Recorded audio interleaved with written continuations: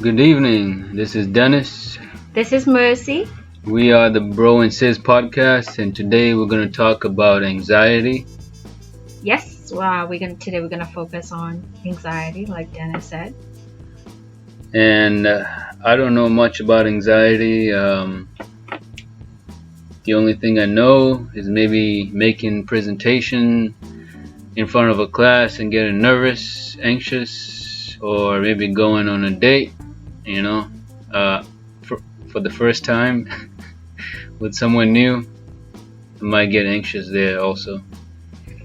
So Dennis, that sounds more fear. Of course, it also sounds like a little bit of anxiety. So fear, it's the emotional response to real or perceived. It's the emotional response to imminent threat, either real or perceived. So of course, when you're giving a presentation in front of a class, that could be fear-inducing. You hope that your classmates don't make fun of you, they like your presentation, you get out of it maybe with an A and not an F, right? Mm-hmm. And then when you go on a date, it's fear because you want to try to make the best impression, you want to be your best. You don't know exactly what this person thinks of you, so you're hoping that they'll like you for who you are, and they'll want to give you another chance. So with anxiety, when you go to let's say you've been having a hard time, feeling anxious, like Dennis said, maybe you're sweating all the time, you just feel like there's something wrong, and so you decide, okay, let me go see a mental health clinician, and you're like, I've just been feeling really anxious all the time. So of course there are certain criteria you have to meet before they actually do diagnose you with anxiety disorder. They have to make sure that it's not because of like a transient fear, which means it's not just something that will go away once that fear-inducing thing leaves, or it's not stress-induced, or it's just not like a temporary, like maybe, like you're afraid of a bad grade. Yeah. But then once you get your B or your A, you're good. So there are some criteria to actually have a diagnosis of anxiety. Mm-hmm. But with anything, it can also be short-term anxiety or like a more long-term type of anxiety. All right. So there's different levels of anxiety? Of course, with anything, there's that short-term, feeling anxious for a little bit, and then there's a more long-term people who have years and years of anxiety. Some people have short periods, and then they feel good for a while, and then maybe something, they get stressed out, then it comes back. But then other people, it's almost like they have like just constant anxiety. And of course there are different forms of anxiety. Okay.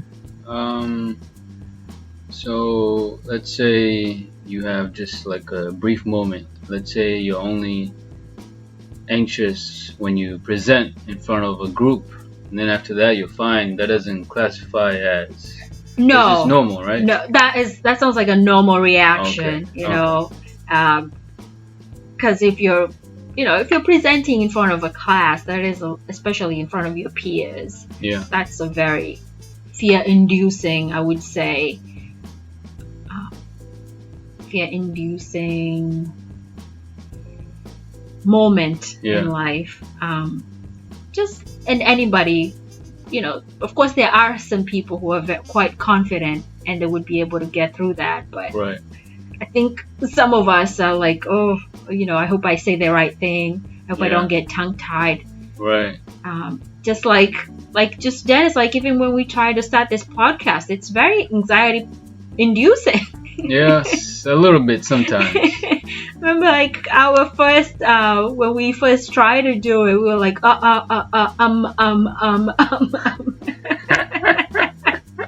I still think we're trying to get used to that, right? Not saying and and Yes. other things, right? Yeah. So it's very anxiety inducing. It's going to take some time, practice. Yes, we do need lots and lots of practice, but Yeah. I hope you guys hang in there with us. Yeah. So I was just gonna go through, some different types of anxiety disorders. There's social anxiety, where some people are fearful of social situations. Yeah. Janice, are you okay with social situations? Yes. Okay. Yes. All right. Yeah. Then there's the regular phobia, Mm-hmm.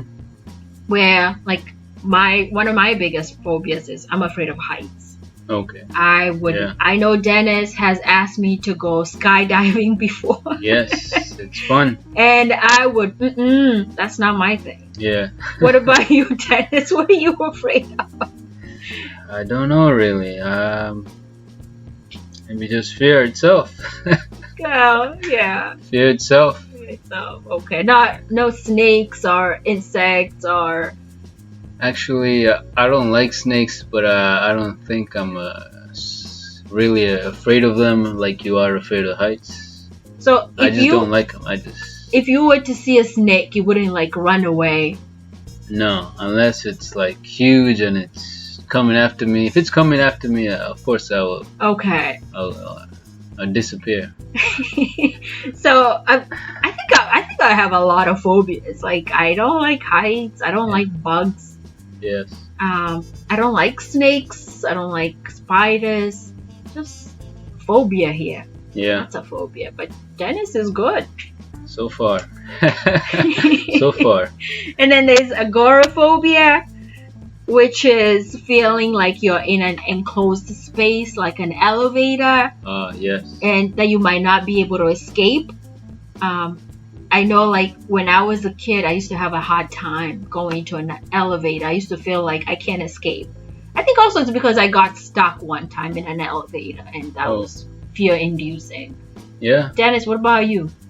No, I haven't. I don't mind being inside a closed space as long as there's some air conditioning. You know. So if they locked you in a box, you would be okay with it? No. No. But elevator's fine. Yeah. Crowded hall or event, I don't mind. Maybe like if I'm in the middle of the ocean and I'm the only by myself, maybe that might get to me a little bit. Yes, because you'd be like, how will I get out of here? Exactly. Yeah. Yes. All right. So there's also generalized anxiety disorder, which just means you're excessive anxiety, almost, depending on any situation, you're just almost in a constant state of anxiety. There's separation anxiety, which children have with their parents. Okay. Dennis, how did you feel when mom went away as a kid? Do you even remember if you had some separation anxiety? Yes, I remember one time I got lost while me, you, and mom were going shopping. Somehow I walked my own way, and then the next thing I know, I'm looking around, start panicking. I don't see you, I don't see mom. Oh. And somebody told me to wait there at the store, and they went out and found the mom. And yeah, that was some serious anxiety there. And I'm sure you were attached to her by the hip after that incident. Because of that. Yeah, that was anxiety. After that, I learned to walk faster like she does. Alright, so then there's a panic disorder. When you're just feeling panic, you could be in an elevator and it just comes in, you just start panicking. But it's also according to different types of scenarios. There's obsessive compulsive disorder, which is which is its own diagnosis, but it's also caused because of excessive anxiety. Hoarding is also a form of anxiety, feeling like you need to control your environment and you need to hoard to limit your anxiety.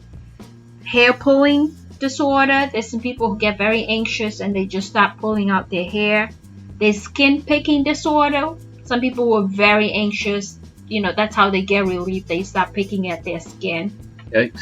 Yes. Oh, what about when people cut themselves? Is that something different? With cutting, that could be a form of anxiety, but it's also a form of punishment, like self-punishment type of depression. Some people are more prone to it. So with that, I think I would have to take a full history and figure out what's going on. Okay. There's also skin picking. Oh, I think we said that already. Adjustment disorder. When you're in a new situation, let's say like for young kids, when they go to a new school, or college students, they trying to adjust to your environment. Some people, after 1 month they're doing good, but some people even a year later they're still having a hard time, and it's anxiety inducing. There's also and the last one I have for today is post-traumatic stress disorder. Let's say people who've gone through traumatic events, they can still have anxiety when they think of those things, or some people have nightmares. You could just be sitting around and hear a noise, especially unfortunately, like some of our veterans, they can hear a noise and it reminds them of when they were in war. So that could also be anxiety inducing. All right. Yep. Any more? No, I think that's it. I think that's it for today. I try to touch on some of them, as much as I could, and hopefully it was helpful. Yeah, I definitely learned the difference than before I knew about what anxiety is, or how long, or different types. Yeah. So. And like we always say, the best way to, of course, to be diagnosed, or when you're feeling like this, is to go see a mental health clinician. Even if you start off with your primary care, and then your primary care can refer you to any mental health clinician. So it's always better to be active in your own health, your own physical health or mental health. That me giving you this information does not substitute for a professional person sitting with you and assessing what you're going through. So that's always been my thing, please, if you ever feel anxious and it's not just a short-term thing, please go see a clinician, a mental health clinician. Yes. Plenty of sources out there. Yes, plenty of sources, not just the Wikipedia or WebMD. Go actually sit down and see a mental health clinician. Yeah. That's it for today, guys. Subscribe, like, and comment, and share on YouTube and on Instagram.